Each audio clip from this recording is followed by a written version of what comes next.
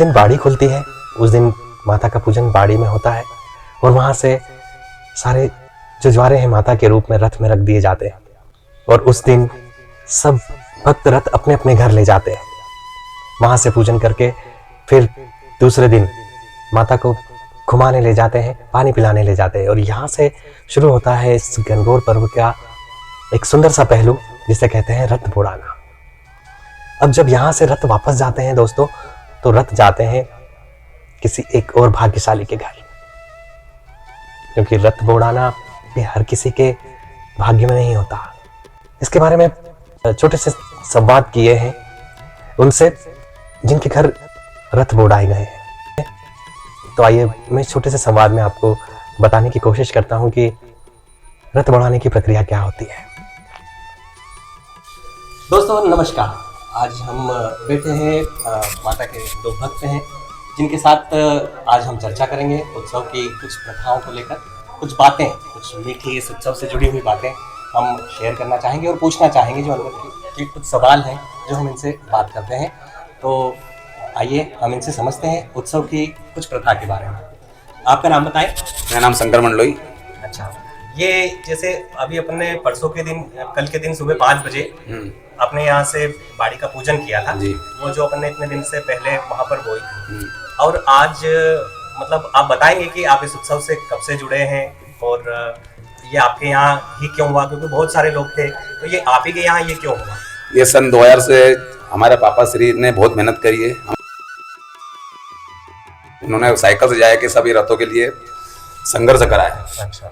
और वो उन्होंने इसी संघर्ष के साथ आज पापा तो नहीं, अब तो वो जिम्मेदारी मेरे ऊपर है। उन्होंने प्रथा शुरू की। उन्होंने प्रथा शुरू करी है।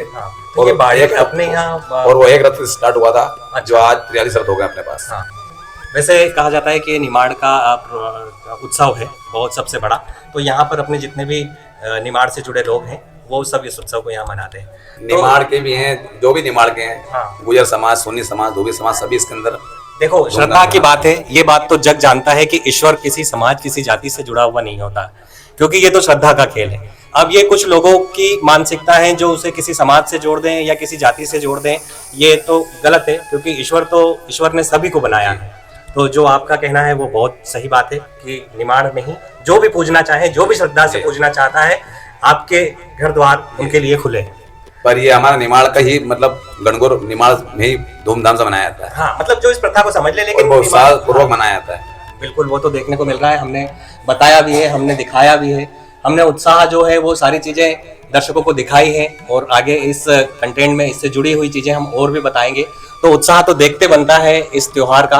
तो मेरा ये प्रश्न था कि जैसे अभी तक माता जी हम इतने 3-4 दिन का उत्सव आपके यहाँ मना रहे थे, अब आज हम जिनके घर पे, जिनके द्वार पे बैठे हैं, वो ये सज्जन हैं, ये भक्त हैं, तो हम आपसे ये जानना चाहते थे कि कल तक माता जी आपके यहाँ थी, आज ये माता जी के रथ और ये प्रतिमा सुंदर सुंदर और इतना सब कुछ आज आपके यहाँ है।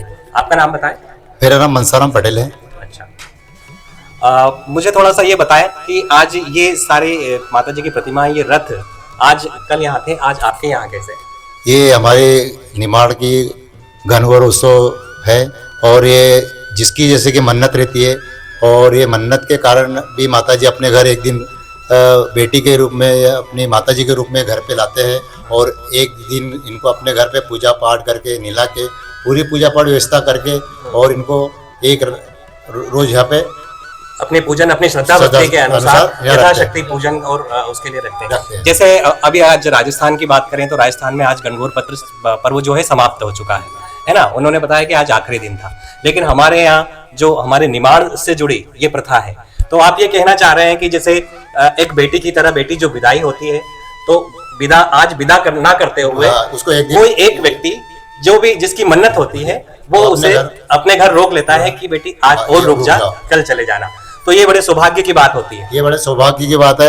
और इसके अलावा भी किसी की यदि मन्नत या कुछ रहती है तो वो भी ये अपने माता जी को उनके घर वापस वहां से लेके जाते हैं, यहाँ से लेके वो उनके घर पे भी ले जाते हैं। अच्छा, अगर कोई मन्नत करे तो वो एक दिन और रोक सकते हैं। और गांव में तो 5-5 दिन रुकते हैं वैसे। अच्छा, हाँ, जैसे गांव में आज माता जी का पूजन चालू हुआ है, तो 21, 22, 23, 24, 25 को विसर्जन होगी। अच्छा। और गांव में 10-10 साल से लोगों लाइन में लगे हुए हैं, इनकी वेटिंग चलती उनकी है, वेटिंग चल रही है। बुकिंग हो जाती है माता जी गाँव की। में क्या इस इतनी बार वेटिंग मेरे चल रही घर है, तो गांव में भी ये नियम कर दिया कि 3-3 जन एक साथ माता जी को अपने घर ला रहे हैं। हाँ, मतलब कितना सौभाग्य से- सौभाग्य की बात है। और ये गणगौर माता का त्यौहार बहुत उत्साह के साथ में मनाते हैं, जिसमें महिलाओं का सबसे अधिक महत्व रहता है। उनको इतनी खुशी होती है कि जैसे कि अपने पियर में है, इस प्रकार की इनको इतनी खुशी होती है। गाना बजाना, बिल्कुल नाइट को में जगना, पूरे व्यवस्थित माता जी की पूरी इतनी सेवा करती है कि पूछो मत। जैसे कि 7 जन्मों में उनको पूजा करने का मौका मिला, इतनी सेवा करने का मौका मिलता है। घर के काम करने में हमारी महिला थक जाएगी, पर जब गणगौर आती है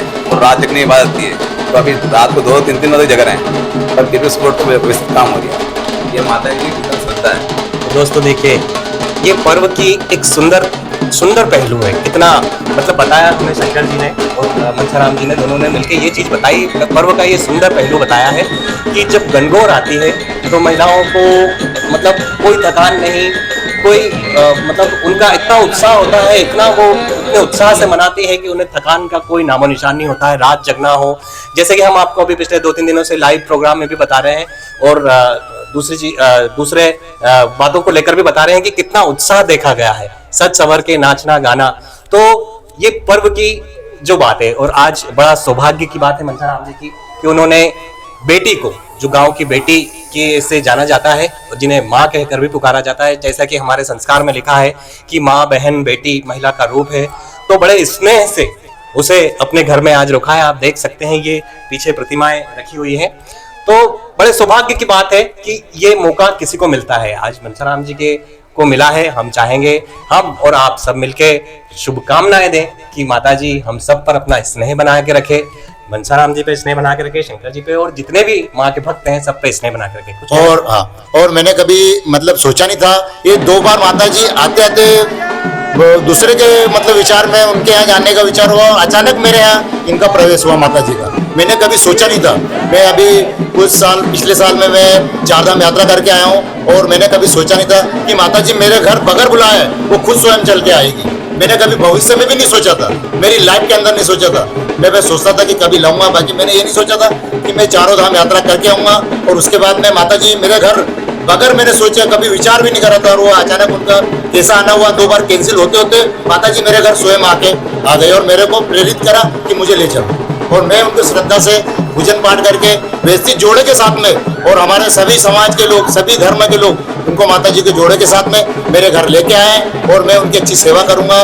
उनको कुछ अच्छा लगा होगा मेरे से, जो भी माता जी की श्रद्धा भक्ति है, तो इसीलिए मेरे घर प्रवेश करके आई है। मैं उनको नमन करता हूँ, उनका मुझे आशीर्वाद चाहिए, मेरे बाल बच्चों पर भी आशीर्वाद चाहिए, मेरे पूरे परिवार को आशीर्वाद चाहिए, और मेरे सभी भाइयों पर उनका आशीर्वाद चाहिए, पूरे हिंदू धर्म पे, सभी मेरे देश पे सबका विचार अच्छा रहे, माता जी का आशीर्वाद रहे।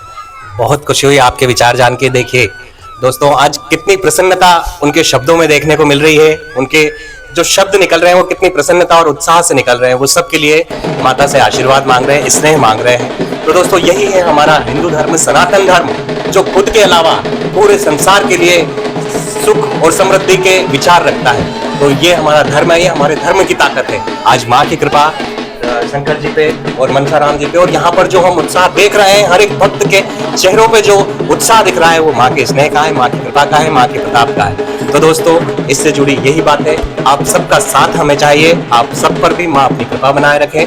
तो मेरा प्रयास है कि मैं इस पर्व से जुड़ी जो भी मीठी बातें, सुंदर बातें, जो प्रथाएं, जो परंपराएं जो हमें एक साथ जोड़ती हैं, मैं इन सब चीज़ों को, इन सब प्रथाओं को, इन बातों को आप तक पहुंचाने का पूरा प्रयास कर रहा हूं। आज आपसे और आपसे मिलकर बहुत खुशी हुई।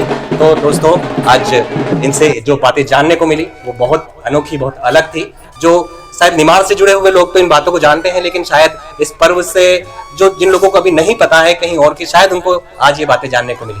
तो दोस्तों नमस्कार, इस वीडियो को देखने के लिए, साथ देने के लिए वीडियो को सब्सक्राइब कीजिए ताकि ऐसी ही बातें हम आप तक पहुंचा सकें। थैंक यू, धन्यवाद।